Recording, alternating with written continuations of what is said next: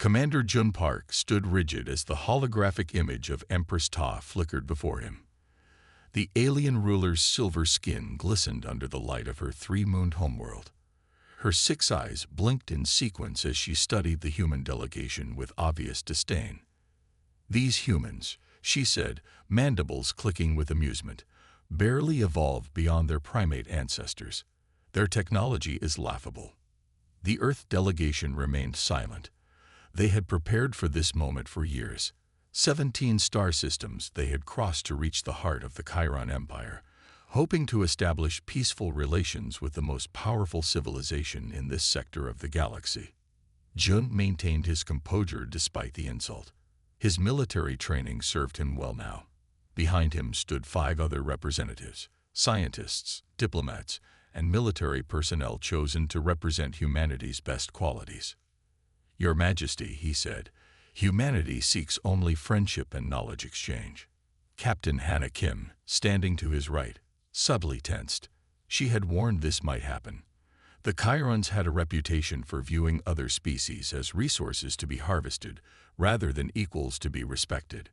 Empress Ta rose from her crystalline throne. She towered over her attendants, nearly 3 meters tall. Her royal garments shimmered with embedded technology unknown to humans. "You will surrender Earth's resources within 1 solar cycle, or we will take them. Your species is beneath consideration as equals." The court of alien nobles behind her chittered with laughter. One particularly ornate Chiron leaned forward, whispering something to another that caused even more amusement. Jun bowed slightly, careful to follow protocol even now. "We hoped for peace, Empress. We still do."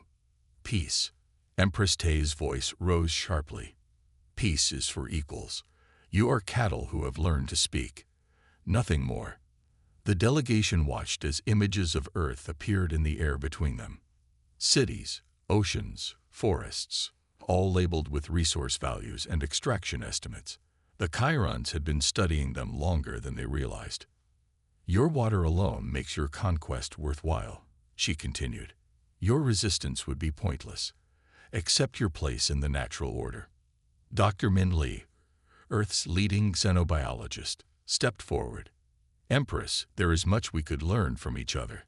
Our differences—" "Silence," the Empress hissed. "You do not speak unless spoken to. This audience is over. Return to your planet. Prepare it for harvest. 1 solar cycle." The holographic connection abruptly terminated, leaving the delegation alone in their ship's communication chamber. For several moments, no one spoke. The weight of what had just happened settled on them. Captain Hannah Kim placed a hand on Jun's shoulder. Her eyes, usually warm, had hardened to steel. "They have no idea what they've just done." "No," Jun agreed quietly. "They don't." Dr. Min Lee removed his glasses, wiping them slowly. "They haven't done proper research. They think we're defenseless." General Ta Wu, who had remained silent throughout the exchange, now activated his communication device. "Send the signal. Operation Sleeping Giant is now active." Jun nodded. "The Empress made a critical error today. She showed us exactly how they think." "Their arrogance will be their downfall," Hannah said, already moving toward the ship's bridge. "We have the head start we needed." Out the viewport, the massive Chiron homeworld loomed. Its rings glittered with space stations and military installations. It seemed unconquerable, the center of an empire spanning hundreds of worlds. "How long until we reach Earth?" asked Jun. 3 weeks at maximum speed," replied the ship's navigator. Jun's expression remained calm, but determination burned in his eyes. "That gives us 3 weeks to prepare before they realize we're not coming back with surrender terms." As they departed the Chiron system, no one noticed the small data probe they left behind, silently gathering intelligence on the Empire's defenses. No one noticed the scan their ship performed of the Chiron fleet's communication protocols. The Empress had laughed at humanity today. Soon, she would learn that was a mistake. General Daho Lee floated through the observation deck of Station Artemis. The massive window revealed an incredible sight. hundreds of giant ships under construction. They stretched out across the asteroid belt, hidden from Earth and any watching eyes. Quite a view, isn't it? He said to himself. 10 years ago, this had been just mining stations. Now it was humanity's greatest secret. The workers moved like ants around the massive hulls. Welding torches flashed like stars. Construction drones carried pieces larger than old Earth skyscrapers. Colonel Su Min pushed herself through the zero-gravity chamber to join him. Her tablet displayed real-time updates from all construction sites spread across the solar system. How many vessels operational? Daho asked, not taking his eyes off the view. Su Min checked her tablet. 73 supercarriers complete, 94 at 80% readiness. She allowed herself a small smile.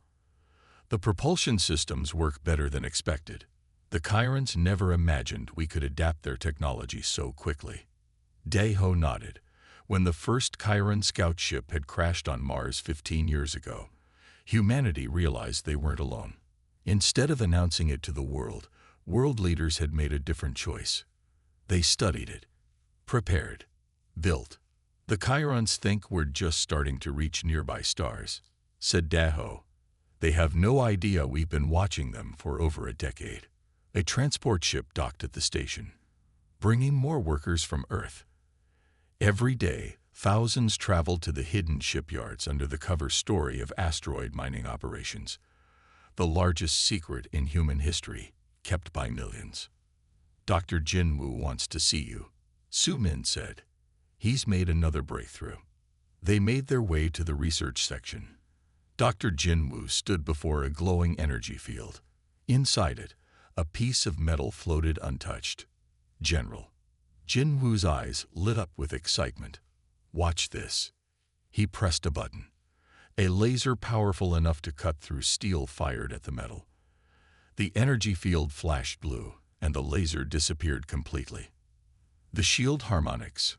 Daho asked, trying to hide his amazement. Perfected yesterday, Su Min replied. The Chirons won't know what hit them. Jinwoo laughed.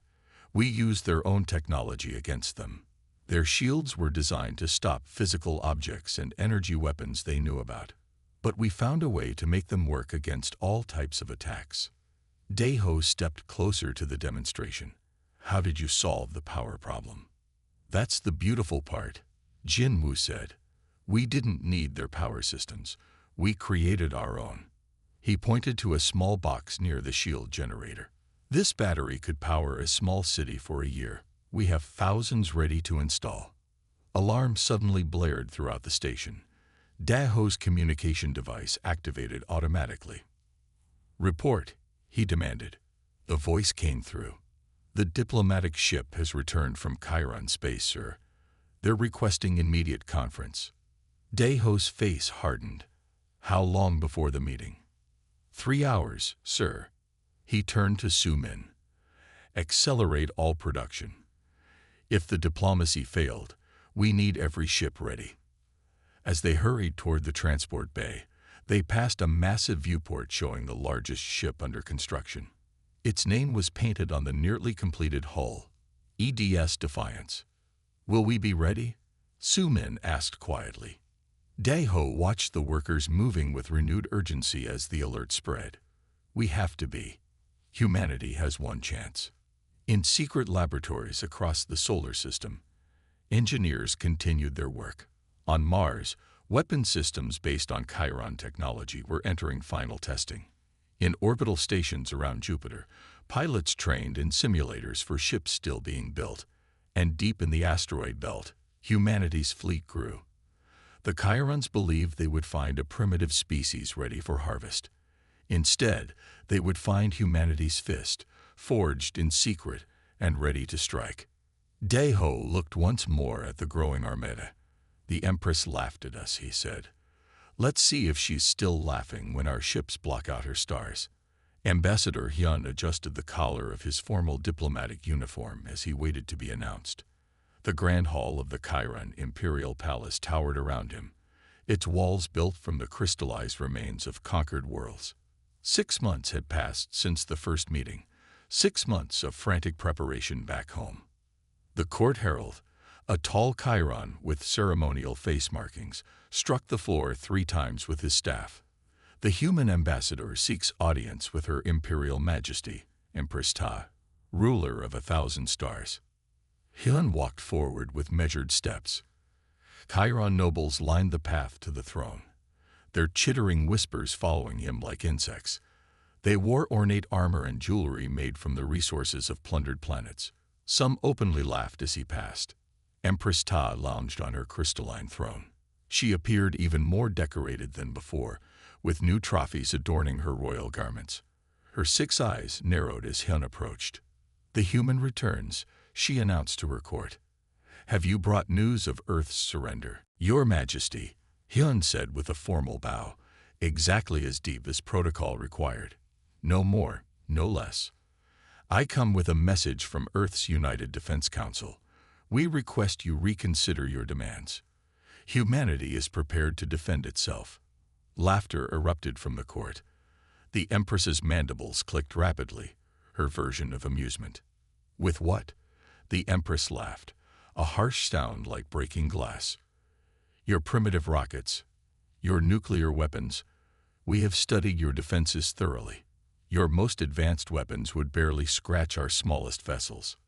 Hyun remained calm. This reaction was expected. "There is much you have not seen, Your Majesty." He reached into his pocket and removed a small device. The Chiron guards tensed, weapons half raised, but the Empress waved them down with her 3-fingered hand. "Let the little creature show us its toys," she said. Hyun activated the small projector. Above it appeared a holographic image of massive ships in formation, humanity's new fleet. The supercarriers dwarfed anything in the Chiron Armada. The image showed weapons powering up, shield systems activating, fighter craft deploying. "This is but a fraction of our capability," Hyun said simply.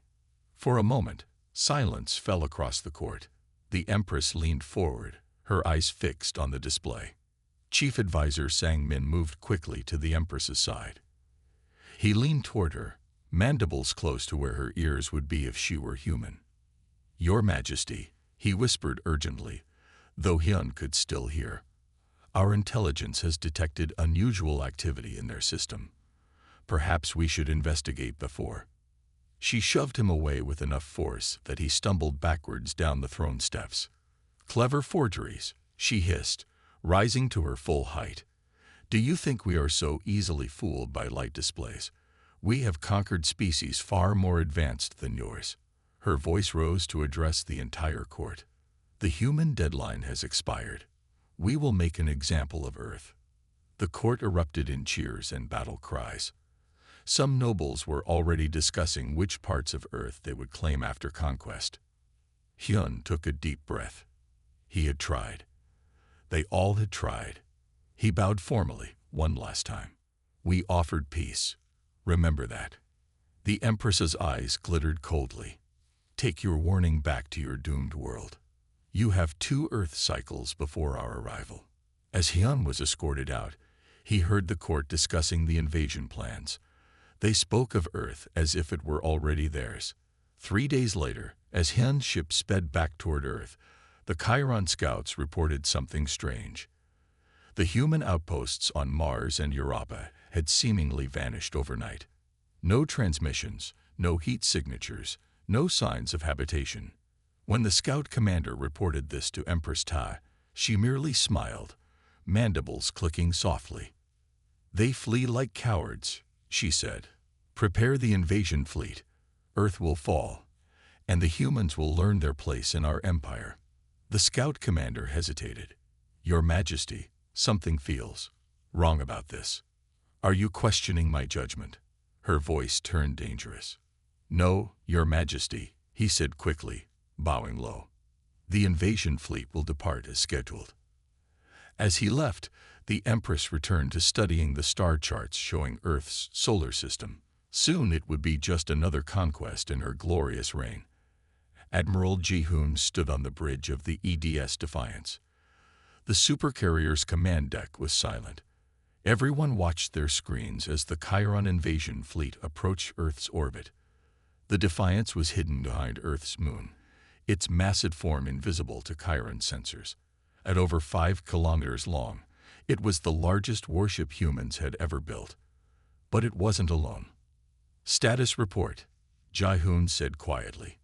Commander Sun Young looked up from her station. Her face showed no emotion, but her eyes held excitement. "The Chiron fleet has passed Mars' orbit. 117 warships, just as our intelligence predicted. Their formation suggests they expect no resistance. And our forces? All units in position and awaiting your command, Admiral." Ji-hoon nodded. For 3 years, he had trained for this moment. The fate of humanity rested on what happened in the next few minutes. "They've taken the bait," Sun Young reported, studying the tactical display. "Their sensors detect nothing unusual. They believe our colonies are abandoned because we fled in fear." A small smile crossed Ji-hoon's face. The Empress never considered we might have better cloaking technology than her empire. He straightened his uniform. "Signal the fleet. Execute Operation Daybreak."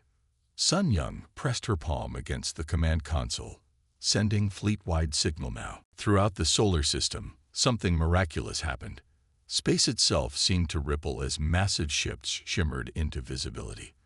The cloaking fields that had hidden humanity's greatest achievement disengaged all at once.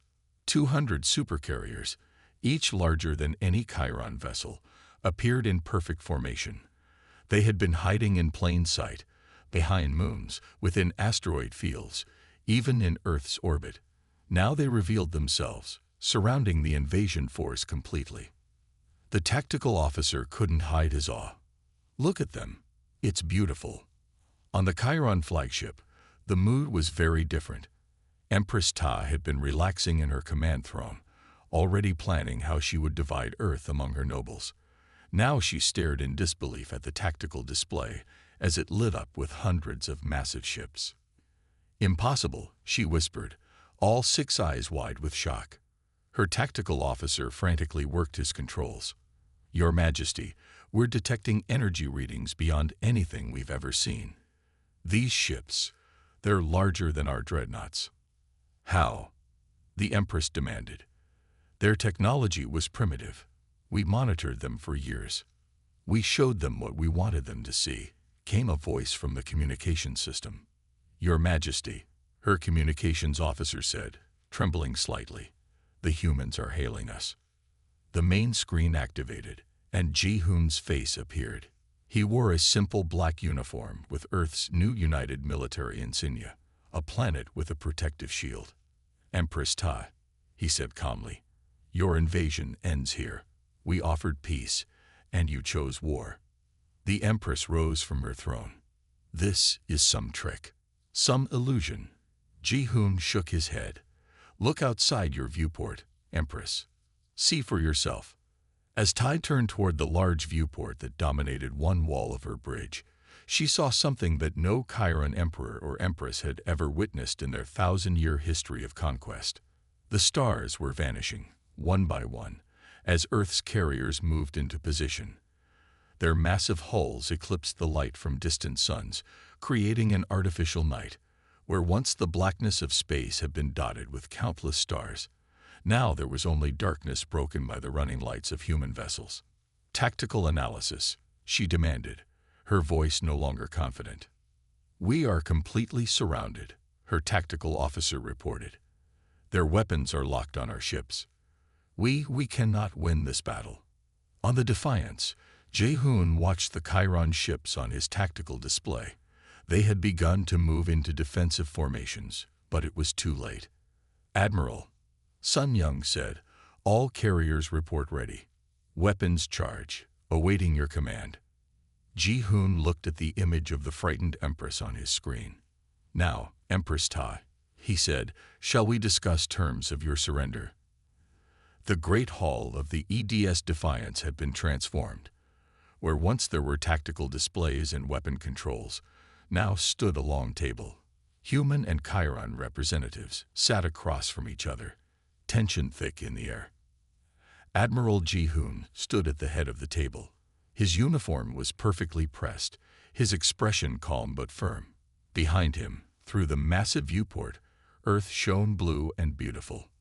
"These are our terms," Admiral Ji-hoon stated, his voice echoing in the silent room. "The Chiron Empire will withdraw all forces from Earth's space. You will acknowledge humanity's sovereignty and right to expand. There will be no reparations demanded. This time." Empress Ta sat opposite him. Her royal garments seemed too large for her now, her once proud posture slightly stooped. The mandibles that had clicked with laughter at humanity's expense now moved nervously. "How?" she asked simply, all 6 eyes fixed on Ji-hoon. "How did you build all this without our knowledge? We watched your planet for decades." Ji-hoon allowed himself a small smile. "You judged us by our past. We built our future while you were laughing."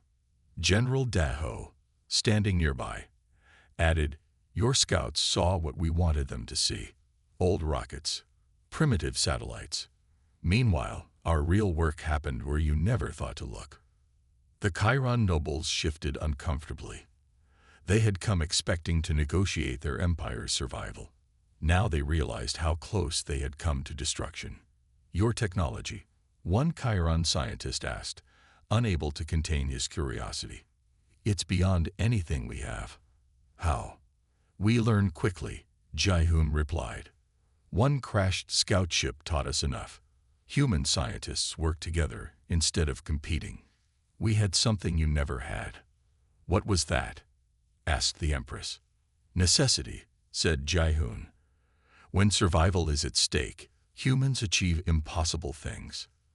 The treaty signing was brief.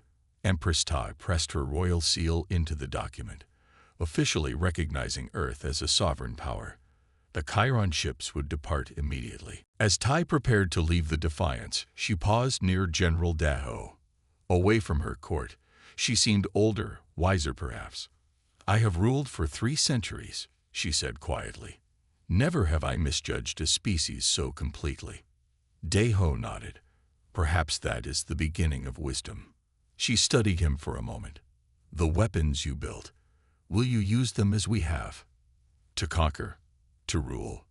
"We built them to survive," Daho answered. "What we do next will show who we truly are." 6 months later, the great chamber of the Galactic Council buzzed with excitement. Over 300 species were represented here, most far older than humanity. Today, that would change. Ambassador Hyun walked confidently down the central aisle. His simple uniform stood out among the elaborate dress of other species. Behind him walked Captain Hannah Kim and Commander Jun Park, the same team that had faced the Empress's mockery a year before. Hyun presented his credentials to the council leader, a tall being with skin like polished wood. "Earth is recognized," announced the leader. "Humanity is welcome to the Galactic Council." Across the chamber, delegates whispered to each other. Most had never heard of humans before the Chiron incident. Now everyone knew the story. "The humans," one delegate whispered to another. "They're the ones who darkened the Chiron skies. Best not to underestimate them." The Chiron representative, not Empress Ta but a minor noble, watched silently from their section. Their empire had shrunk in the aftermath, as subjugated worlds saw weakness and broke free. As the formal ceremony ended, Ambassador Hyun addressed the council. "We come seeking knowledge and friendship," he said. "Earth extends its hand in peace to all." Later, as Hyun and his team prepared to return to their ship, the council leader approached them privately. "Your entrance to galactic politics is unusual," the leader said. "Most species spend centuries proving themselves worthy." Hyun smiled. "Humans are impatient. We prefer shortcuts." A new era had begun. Humanity had earned its place among the stars, not through conquest, but by standing firm when threatened. And though peace prevailed, the supercarriers remained, a silent reminder to any who might forget the lesson Empress Ta had learned. Commander Jun Park stood rigid as the holographic image of Empress Ta flickered before him. The alien ruler's silver skin glistened under the light of her 3-mooned homeworld. Her 6 eyes blinked in sequence as she studied the human delegation with obvious disdain. "These humans," she said, mandibles clicking with amusement, "barely evolved beyond their primate ancestors. Their technology is laughable." The Earth delegation remained silent. They had prepared for this moment for years. 17 star systems they had crossed to reach the heart of the Chiron Empire, hoping to establish peaceful relations with the most powerful civilization in this sector of the galaxy. Jun maintained his composure despite the insult. His military training served him well now. Behind him stood 5 other representatives, scientists, diplomats, and military personnel chosen to represent humanity's best qualities. "Your Majesty," he said, "humanity seeks only friendship and knowledge exchange." Captain Hannah Kim, standing to his right, subtly tensed. She had warned this might happen. The Chirons had a reputation for viewing other species as resources to be harvested, rather than equals to be respected. Empress Ta rose from her crystalline throne. She towered over her attendants, nearly 3 meters tall. Her royal garments shimmered with embedded technology, unknown to humans. "You will surrender Earth's resources within 1 solar cycle, or we will take them. Your species is beneath consideration as equals." The court of alien nobles behind her chittered with laughter. One particularly ornate Chiron leaned forward, whispering something to another that caused even more amusement. Jun bowed slightly, careful to follow protocol even now. "We hoped for peace, Empress. We still do." "Peace." Empress Tay's voice rose sharply. "Peace is for equals. You are cattle who have learned to speak. Nothing more." The delegation watched as images of Earth appeared in the air between them. Cities, oceans, forests, all labeled with resource values and extraction estimates. The Chirons had been studying them longer than they realized. "Your water alone makes your conquest worthwhile," she continued. "Your resistance would be pointless. Accept your place in the natural order." Dr. Min Lee, Earth's leading xenobiologist, stepped forward. "Empress, there is much we could learn from each other. Our differences." "Silence," the Empress hissed. "You do not speak unless spoken to. This audience is over. Return to your planet. Prepare it for harvest. 1 solar cycle." The holographic connection abruptly terminated, leaving the delegation alone in their ship's communication chamber. For several moments, no one spoke. The weight of what had just happened settled on them. Captain Hannah Kim placed a hand on Jun's shoulder. Her eyes, usually warm, had hardened to steel. "They have no idea what they've just done." "No," Jun agreed quietly. "They don't." Dr. Min Lee removed his glasses, wiping them slowly. "They haven't done proper research. They think we're defenseless." General Tawu, who had remained silent throughout the exchange, now activated his communication device. "Send the signal. Operation Sleeping Giant is now active." Jun nodded. "The Empress made a critical error today. She showed us exactly how they think. Their arrogance will be their downfall," Hannah said, already moving toward the ship's bridge. "We have the head start we needed." Out the viewport, the massive Chiron homeworld loomed. Its rings glittered with space stations and military installations. It seemed unconquerable, the center of an empire spanning hundreds of worlds. "How long until we reach Earth?" asked Jun. 3 weeks at maximum speed," replied the ship's navigator.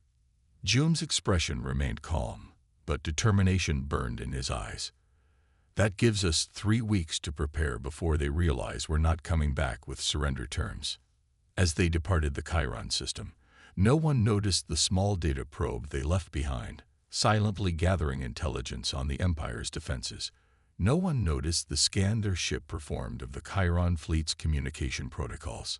The Empress had laughed at humanity today. Soon, she would learn that was a mistake. General Da Ho Li floated through the observation deck of Station Artemis. The massive window revealed an incredible sight. Hundreds of giant ships under construction. They stretched out across the asteroid belt, hidden from Earth and any watching eyes. Quite a view, isn't it? He said to himself. Transforming, Du said. The first wave of treated citizens has produced 73 healthy children. No genetic defects detected. It is emotional for my people. Many had given up hope of having healthy offspring. They walked together through the center's main corridor. Staff members of both species worked side by side. In treatment rooms, human doctors administered the refined genetic therapy to Na'vi patients. The therapy now took just 3 days to complete, rather than the week it had initially required. The Earth-Navy Science Council meets this afternoon, Hannah informed them. They're voting on expanding the genetic exchange program to include other species facing similar challenges. Other species? Joan asked, surprised. There are more. The universe is vast, Dr. Kim, Du replied. News of our success has traveled. 3 other spacefaring civilizations have contacted us about genetic collaboration. They entered a large auditorium filled with humans and Na'vi. At the front, a stage had been prepared with the flags of Earth and the Na'vi homeworld side by side. The Earth President and several other world leaders sat in the front row, alongside Elder Moon and other Na'vi dignitaries. I'm nervous, Joan admitted as they took their places. I'm not good at public speaking. Just speak from your heart, Sue advised. That's what got us here. The ceremony began with speeches from both world leaders. The Earth President spoke of a new era of interspecies cooperation, while the Na'vi Council leader described the treatment as the gift that saved our future. Then Elder Moon took the stage. The ancient Navy moved slowly but with dignity. 1 year ago, I traveled to a secret space station to shut down what many called dangerous research.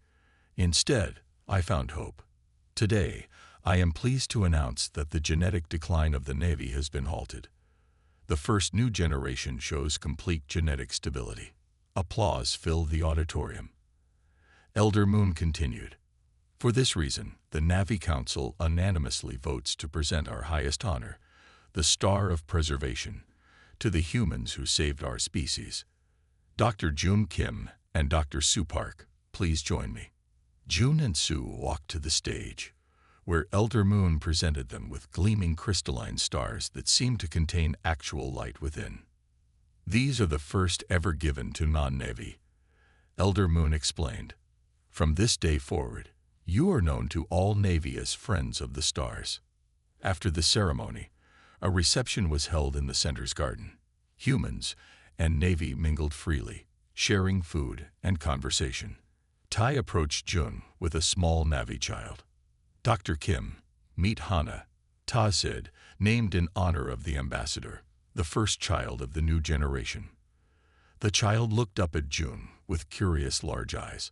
Unlike adult Navy, her skin had a slightly warmer tone, almost with a hint of human coloring. She's beautiful, Jun said. Are there many others now? Over 70, with hundreds more expected this year, Tay replied proudly. And each carries within them a piece of human resilience. Later, as the reception continued, Jun found a quiet spot in the garden. He was surprised when the Earth President joined him. Quite an achievement, Dr. Kim, the President said. Your work has changed humanity's place in the galaxy. We just did what scientists do, Jun replied modestly. Solve problems. You did more than that. The Navy are sharing technology that would have taken us centuries to develop on our own. Medical systems, clean energy, space travel improvements, all because you saw them as people worth saving, not just aliens. Before June could respond, his phone chimed with a special tone. He checked it quickly. Excuse me, Madam President. The first human volunteers for the joint medical exchange have arrived. I need to greet them. In the center's main lobby, 20 human doctors and scientists had gathered, ready to begin training with Navy medical experts. At the same time, a group of Navy researchers prepared to visit human medical facilities around the world. Sue joined June as he addressed the new arrivals. Welcome to the Interspecies Medical Center. 1 year ago, we helped save the Na'vi. Now they're helping us develop cures for human genetic diseases that have puzzled us for generations. Elder Moon studied the information carefully. Impressive. But a single test subject is not conclusive evidence. We don't have time for more tests, Sue argued. The genetic deterioration is accelerating on your homeworld. I am aware, Elder Moon replied calmly. A new wave of births has begun. Nearly all show severe defects. Some predict it will be our last generation. Du stepped forward. Elder, we have a treatment that works. We need your support to implement it on a larger scale. Elder Moon was silent for a long moment. The Pure Path faction grows stronger each day. They claim accepting human help will destroy what makes us Navi. With respect, Elder, Ta said, voice strengthening. What makes us Navi is our ability to adapt and survive. Throughout our history, we have incorporated useful traits from other species through careful genetic selection. Why should this be different? The station alarm sounded again. Hannah checked the security feed. Security forces are in the main corridor. We have minutes at most. Elder Moon raised a hand, and to everyone's surprise, the alarm stopped. I have temporarily overridden their access. We have a short time to decide. Decide what? June asked. Whether this treatment represents the salvation or corruption of my species, Elder Moon replied. Tai stood fully now, the glow beneath the skin more pronounced. Test me, Elder.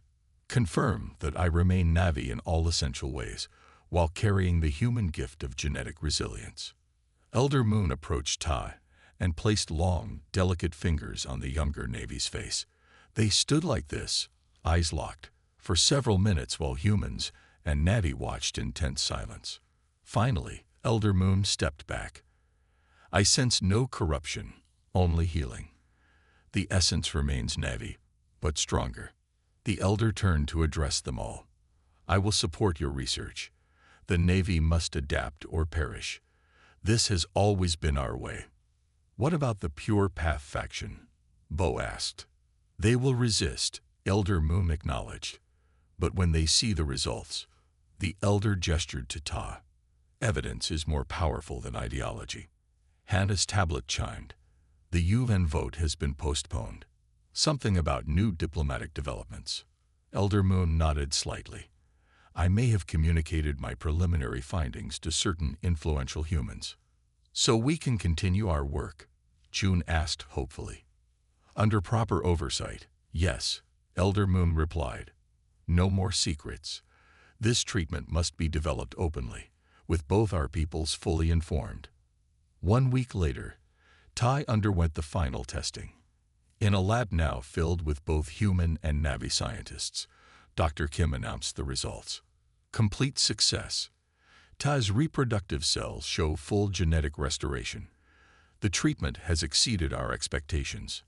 As applause filled the room, Tai approached June and Sue. My people have a saying. Those who help you survive become part of your story forever. Humans are now part of the Navi story, and Navy are part of ours. Jun replied, smiling at the remarkable being whose trust had changed 2 worlds. 1 year after Ta's successful treatment, Jun stood at the large viewing window of the new Interspecies Medical Center on the outskirts of Seoul. The sprawling complex gleamed in the morning sunlight, its architecture a blend of human and Navi design. Spacecraft from both worlds regularly arrived at the landing pads, bringing patients, researchers, and visitors. Quite a view, isn't it? Sue said, joining him with 2 cups of coffee.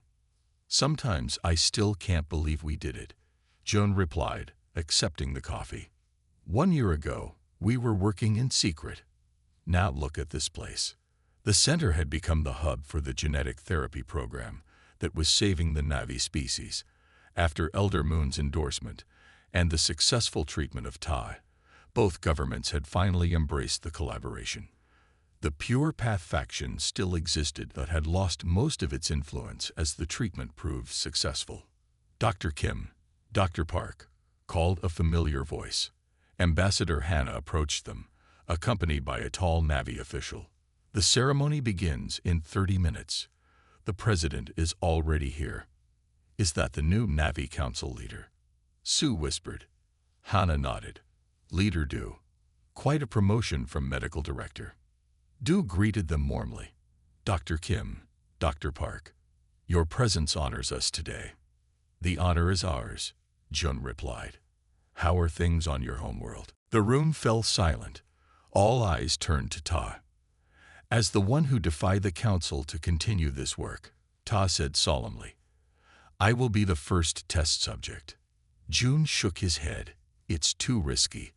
We should test it on samples first. We have, Tay replied, for months. Now we need a living subject, and I volunteer. Hannah stepped forward. If this works, both our worlds will have to acknowledge what we've accomplished together. And if it fails, asked Bo. Then at least we tried, Ta said simply.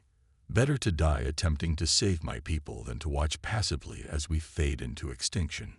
The next day, in a sterile chamber, Dr. Kim administered the first treatment to Ta. As the genetic material entered the alien's body, humans and Navi alike held their breath, united in hope that transcended their different worlds. Ta lay motionless on the medical bed, connected to monitors that beeped softly in the quiet room. Dr. Jun Kim checked the readings for the 100th time, his eyes red from lack of sleep. It had been 72 hours since they had administered the treatment. Any change? Sue asked, entering with 2 cups of coffee. Jun shook his head. Vital signs remain stable, but no evidence the treatment is working yet. He accepted the coffee gratefully. The genetic markers should have shown some response by now. Bo stood silently in the corner, those large alien eyes fixed on Ta's still form. The council has discovered our location, Bo said suddenly. They have demanded that Earth authorities shut down this facility. Hannah rushed into the room, her usual composure shaken. We have a problem. The UN Security Council is voting in 6 hours on whether to close our research station. The United States and Russia are pushing for immediate shutdown. They can't do that. Sue protested. Tai is in the middle of treatment. They can, and they will, Hannah replied grimly. Fear is winning. The Pure Path faction on the Navi homeworld has convinced many that this research